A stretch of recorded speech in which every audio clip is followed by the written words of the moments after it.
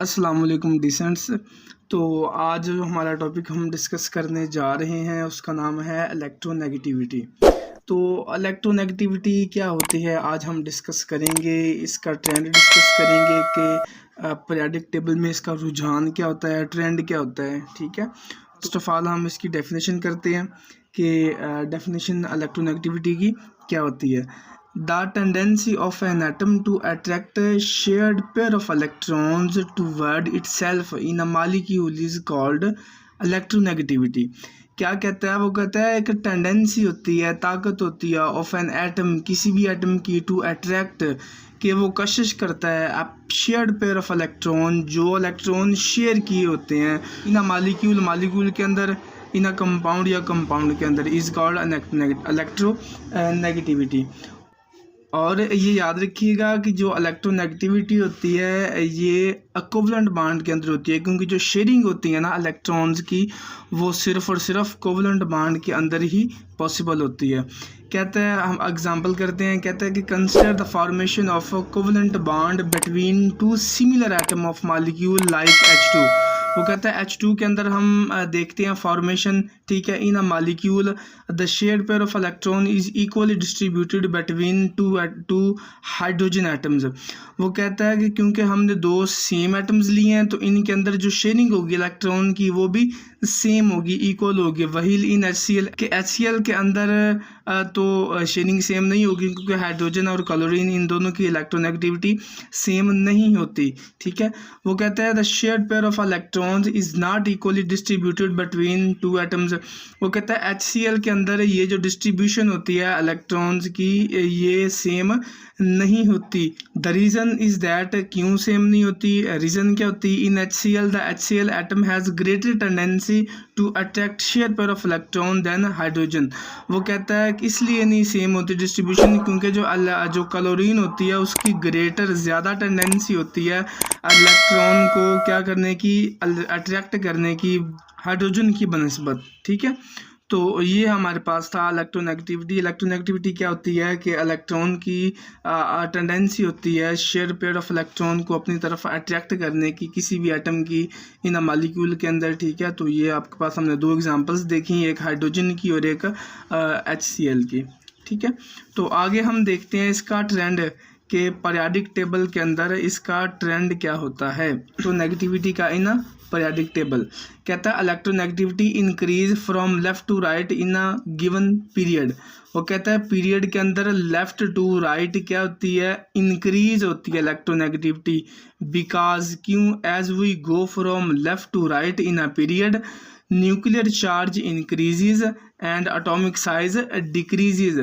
Both these factors cause increase in attraction between nucleus and shared pair of electrons. Therefore, electronegativity increase in a period।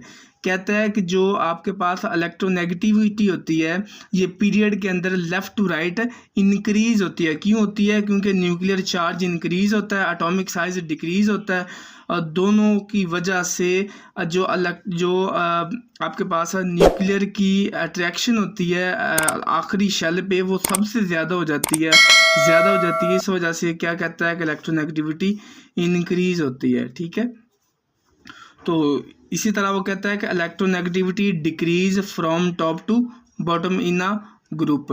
वो कहता है कि जो group के अंदर इलेक्ट्रोनेगेटिविटी का रुझान है वो टॉप टू बॉटम डिक्रीज होता है। ठीक है, तो इसके बाद है बिकॉज, क्यों डिक्रीज होता है, कहते हैं कि because as we go down the group atomic size shielding effect both increases. ठीक है, both these factors cause decrease in attraction between nucleus and shared pair of electrons. Therefore, electronegativity decrease down the group।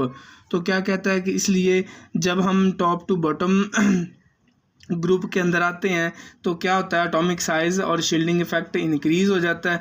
Shielding effect increase होने की वजह से क्या होता है कि जो न्यूक्लियस की शेड पर इलेक्ट्रॉन पे अट्रैक्शन होती है वो कम हो जाती है और इलेक्ट्रोनेगेटिविटी डिक्रीज हो जाती है। तो मेजरमेंट आगे आपके पास उसने दी है कि मेजर कैसे करते हैं, कोई भी आपके पास बांड बना हुआ है तो वो कौन सा है। ठीक है, तो कहता है कि electronegativity can not be measured directly, it is are relatively quantity, ठीक है, relative quantity electronegativity of fluorine is taken as reference standard. वो कहता है कि जो फ्लोरीन की इलेक्ट्रोनेगेटिविटी है वो हम रेफरेंस लेते हैं, स्टैंडर्ड के तौर पे हम लेते हैं। इट्स वैल्यू इज़ 4 और उसकी वैल्यू कितनी होती है, 4 होती है। कहता है which is highest one electronegativity values of other elements are determined with reference to electronegativity of fluorine. वो कहता है कि फ्लोरीन को हम स्टैंडर्ड मानते हैं, स्टैंडर्ड मानते हुए हम क्या करते हैं, जो अदर एटम्स होते हैं उनकी वैल्यूज़ हम फाइंड करते हैं, ठीक है। तो इसी तरह आपके पास है कि electronegativity value help in prediction of nature of bond in a molecule. वो कहता है कि जो इलेक्ट्रोनेगेटिविटी होती है वो हेल्प करती है क्या करने में, कि हम देख सकते हैं कि उसकी नेचर क्या है उस बॉन्ड की, उस मॉलिक्यूल के अंदर। पहला पॉइंट है, ए पॉइंट, वो कहता है कि if electronegativity difference between two bounded atom is greater than 1.7।